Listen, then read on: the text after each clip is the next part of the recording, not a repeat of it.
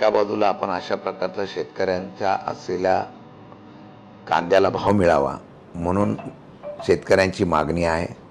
दुसऱ्या बाजूला उत्पादन कमी होतं आहे म्हणून आपण परदेशातला अफगाणिस्तानचा कांदा इथं आणण्याचा प्रयत्न करताय.